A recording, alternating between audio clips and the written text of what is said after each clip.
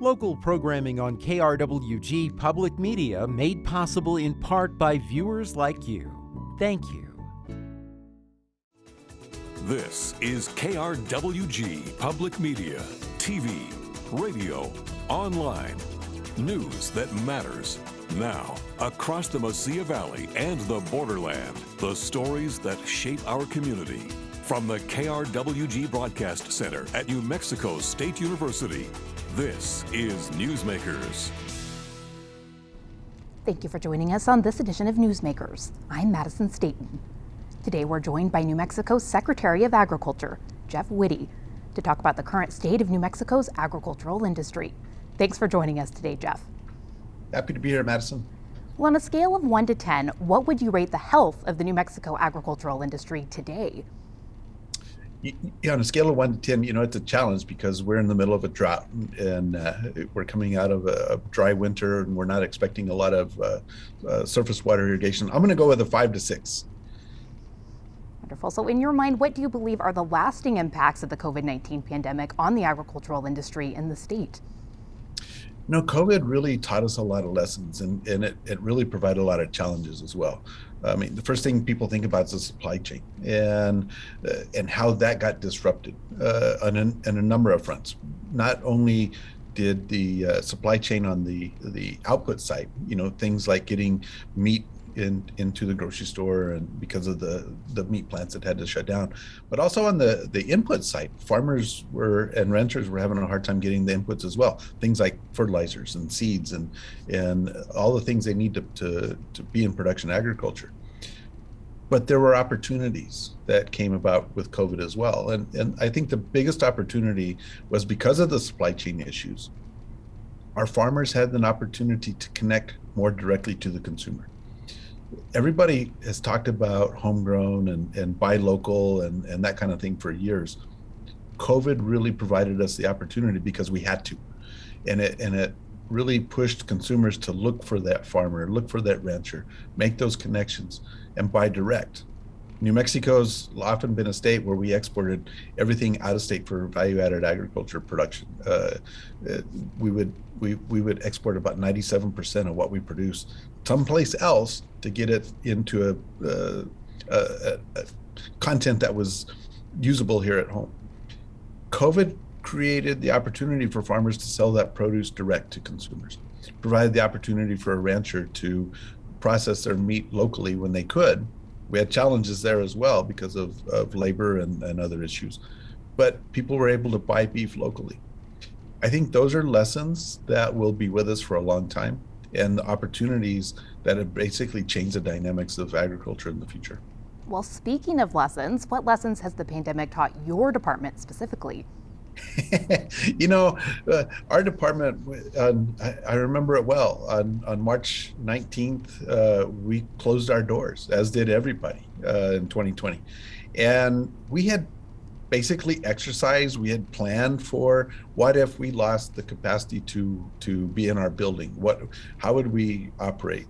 We all went home thinking it was a 2 to 3 week exercise. And the amazing thing about our team here at NMDA is basically we didn't miss a beat.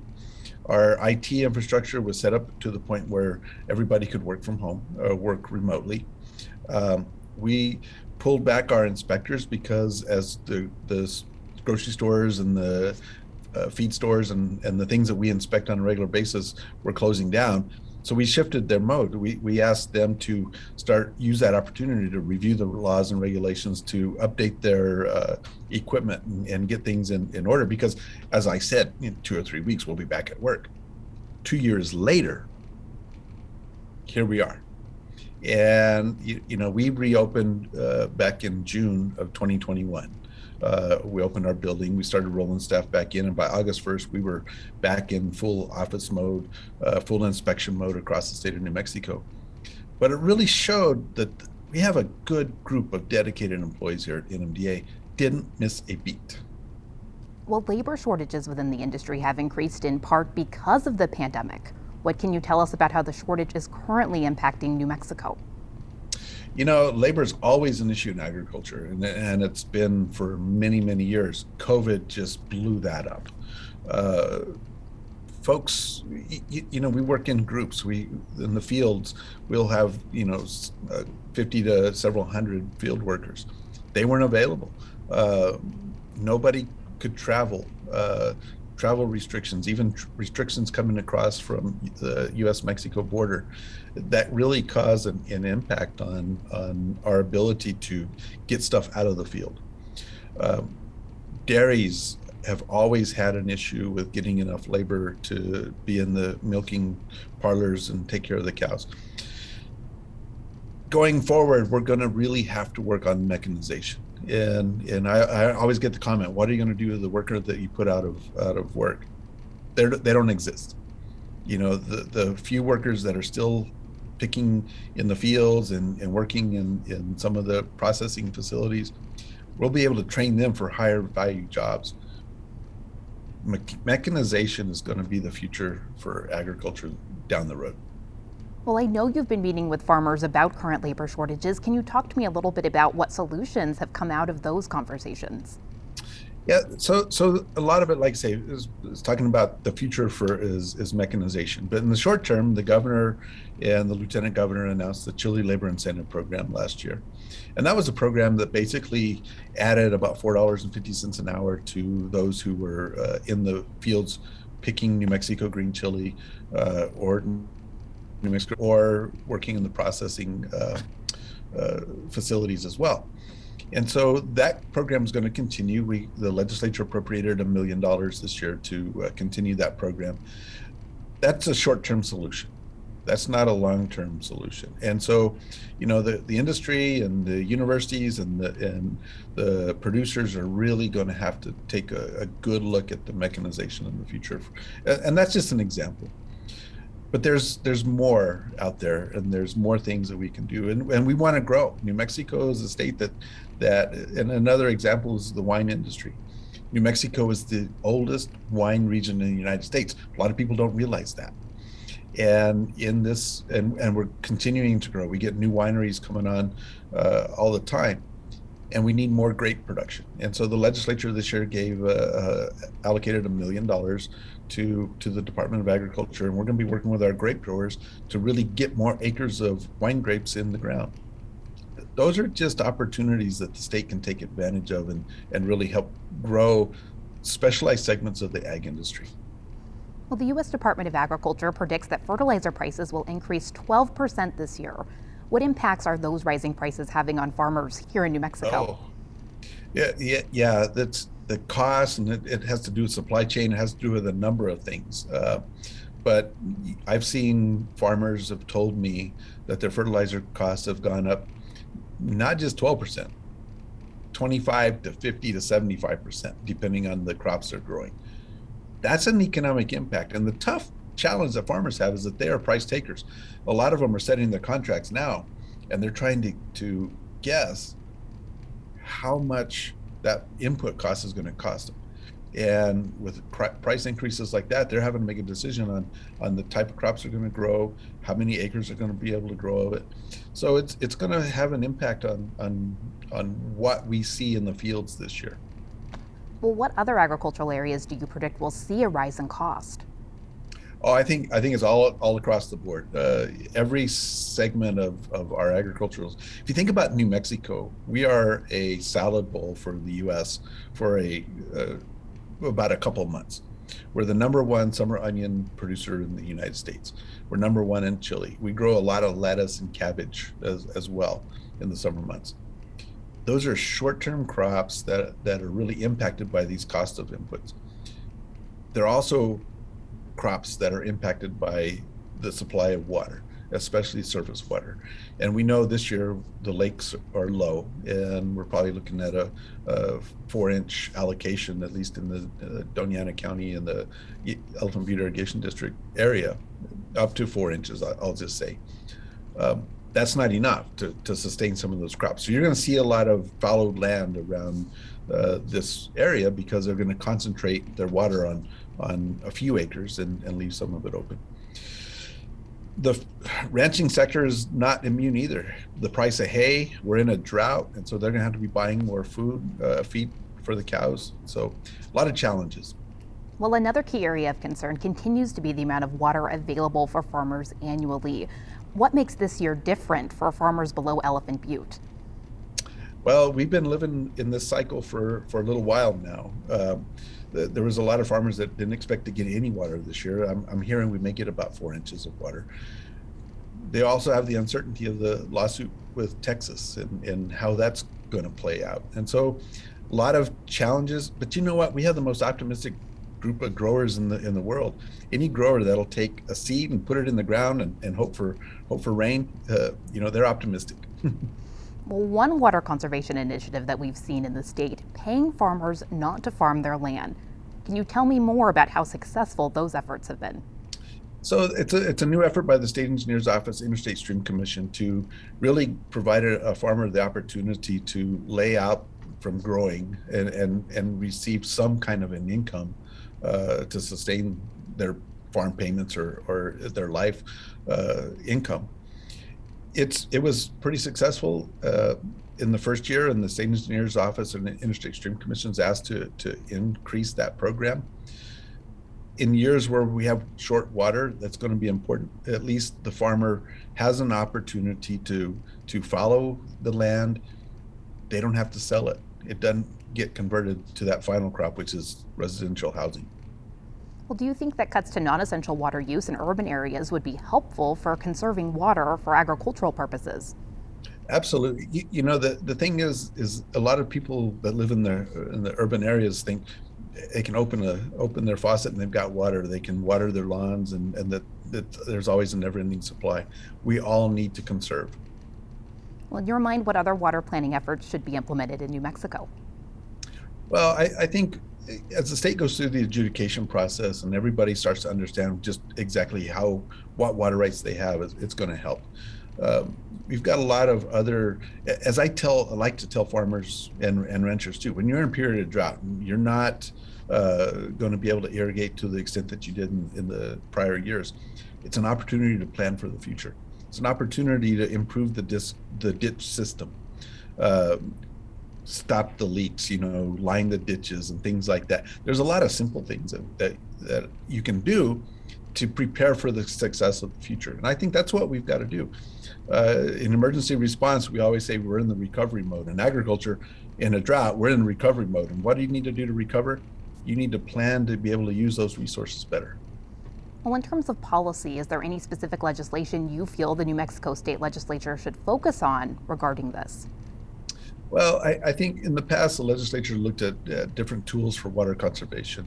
But it's more than just the tools. You've also got conservation measures and things like healthy soil programs. You've got the partnerships with USDA, NRCS, and so those cost sharing opportunities. And this year, the legislature provided about $1 million. I think it's $1 million more for a healthy soil program that can be used for cost sharing with USDA. Every time you do those kinds of things to your ecosystem, you're going to improve your ability to produce. And when you're in a drought, it's a good time to prepare for that. Well, what drought resources are currently available for New Mexico farmers?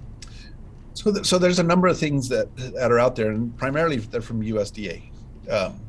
As USDA has the drought emergencies, and we go through the D1 through D4 kind of drought emergencies. That's a classification system. The farmers and ranchers can qualify for certain assistance, and I think we always encourage our farmers to stay in touch with their FSA, USDA Farm Service Agency program offices, because that's where they get the resources for drought. I know the state is working to provide $1 million in financial assistance to the New Mexico chile industry. What can you tell me about those efforts? So that's the Chile Labor Incentive Program that we talked about a little bit earlier, and that's a program to really get us through the short-term labor. Is trying to attract more labor into the chile industry to make sure the fields can be picked in a timely basis, and make sure we take care of our supply. We're number one in Chile. We want to make sure we stay there. Well, in your mind, is that enough relief? Well, it's a good start for the producers. But again, I think we have to go back and invest in opportunities to modernize and mechanize that industry. Uh, when we get to that point, I think you're going to see a dynamic shift in where chili is produced in the United States, and New Mexico is key for that. Well, what do you believe will be the top challenges for the New Mexico agricultural industry over the next few decades? Over the next few decades, it's certainly going to be around natural resource protection and water. There's a lot of opportunities coming out ahead in the future, and farmers and ranchers do a lot of good things that so far haven't been recognized, and that we're building start that recognition. Things like impacting the climate, carbon sequestration, water conservation tools that have been out there for decades, but continuing to improve those.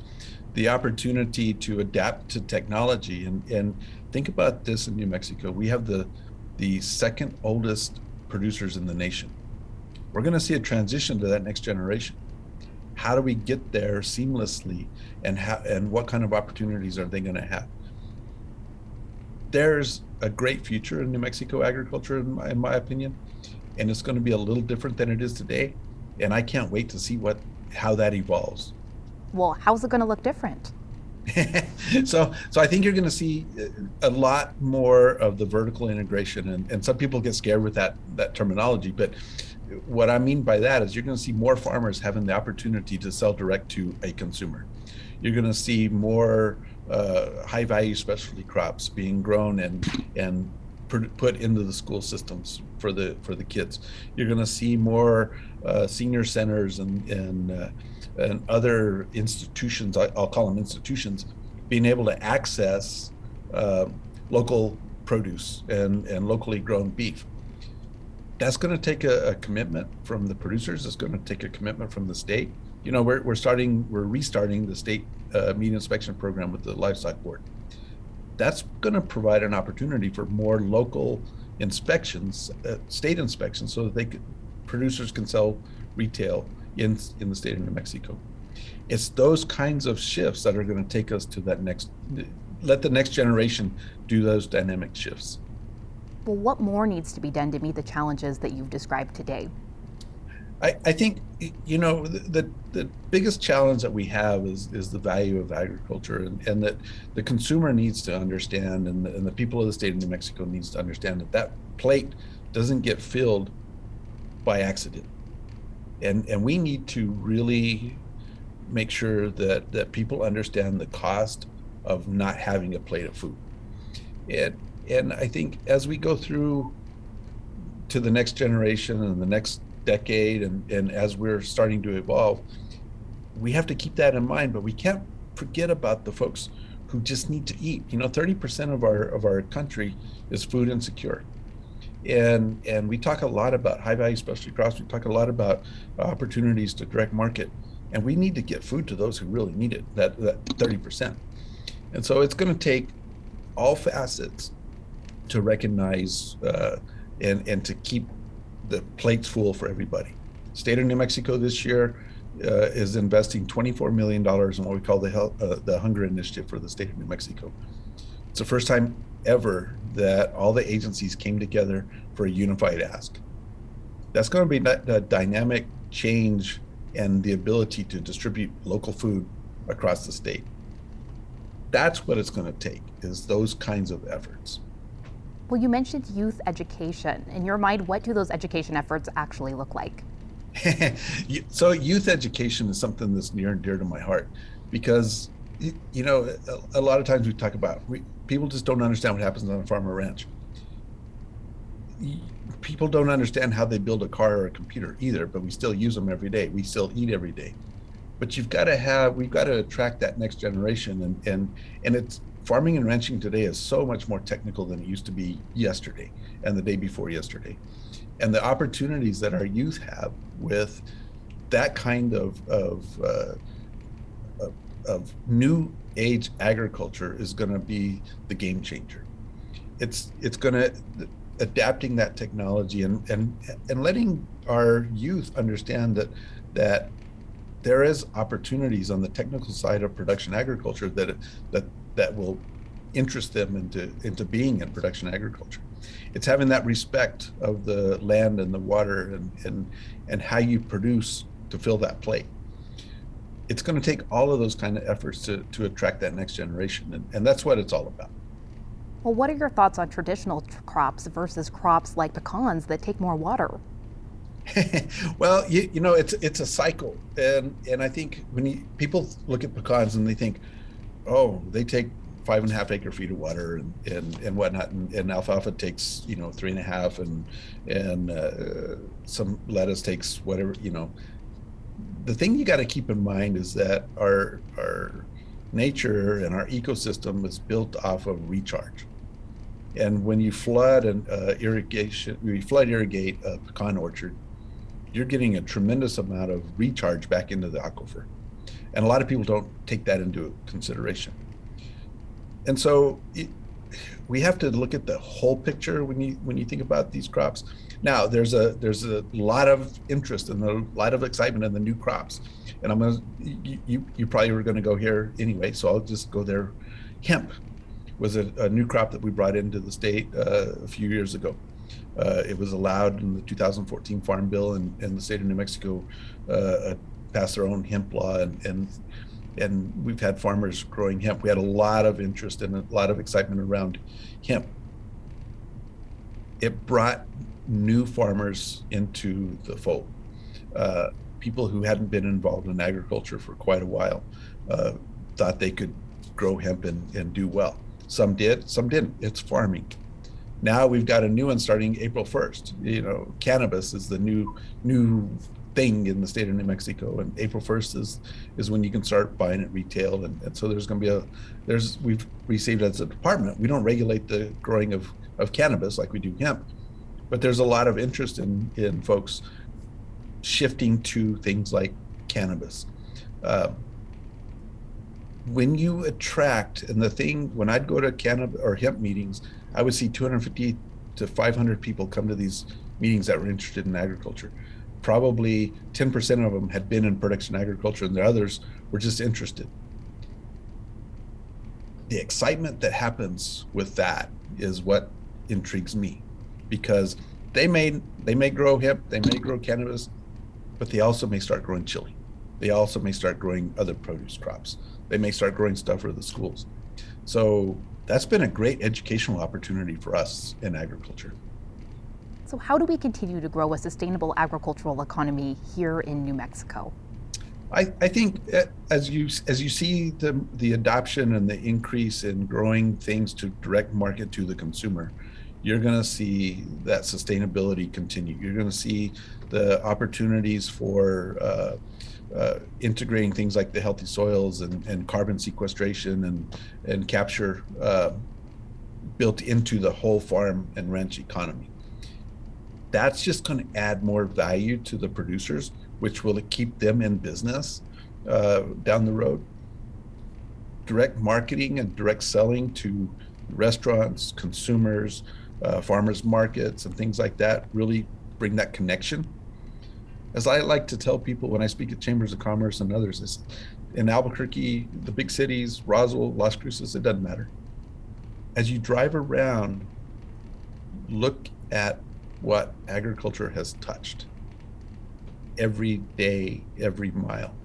Even when you're in the middle of a place like Albuquerque, you're going to see it. Whether it's a winery downtown, or some green space, some garden space, or you get out a little bit further, you see farmland, that open space. That's what keeps us going. Well, what is your message to farmers that feel largely forgotten by state government? Well, I hope they don't think that we forgot them. I've got 24,700 farmers right here on my shoulders, and I keep them there every day. For the most part, your farmers and ranchers want to be left alone. They want to farm. They don't want to deal with government bureaucrats. They don't want to deal with programs. They just want to grow the best crop they can grow. The ranchers want to grow the best calf crop or lamb crop they can grow. But we are there to help them and assist them every day when they need it. And I think, we're a department, I like to call us the agency different. I like to, we're an agency that's not in a building. We're an agency that's out across the state. I had a rancher call me one day he called me on a Saturday and he said, I don't know how you do it. How do you hire, he called them kids. How do you hire employees that willingly will come to our ranch on a Saturday to do a scale inspection because they knew that we were busy or going to be busy the next week needing the scale? And I said, basically it comes down to this. We hire people who want to serve and do the right thing for the people that we serve. And that's what it takes. And I think, I call us a high touch agency. And so we're out there all the time. And so hopefully they haven't thought we forgot about it. Well, with our last little bit of time, in your mind, what is the key takeaway for our audience to understand about the current state of New Mexico agriculture? The key thing is this. New Mexico is one of the most diverse states for agriculture, both culturally and agriculture than what we grow. We grow the plate. We produce everything that you need on the plate.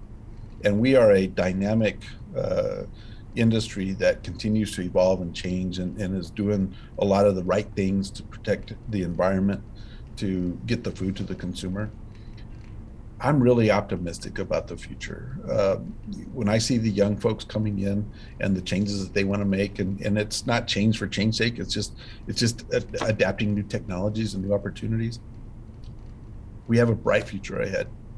And, fill up that plate, be proud, knowing that you're eating the best from the best. Well, thank you so much for joining us today, Jeff. Happy to be here. Thank you, Madison. Now, some personal news. I wanted to let you know how honored I've been filling in as the interim host of Newsmakers. Starting in April, I will be working in a new position with PBS NewsHour West. But I know KRWG will continue to bring you the latest from our region's newsmakers. That's our time for now. Join us this week on KRWG Radio. Every weekday, it's Morning Edition 5 to 9, Fresh Air at 11, followed by Here and Now, noon to 2, and All Things Considered 4 to 7. KRWG News is always online at krwg.org, and we'd love to hear from you. Email us with story ideas and video submissions. The address is feedback@nmsu.edu. For all of us at KRWG News, I'm Madison Staten. Have a great week. We'll see you next time on Newsmakers.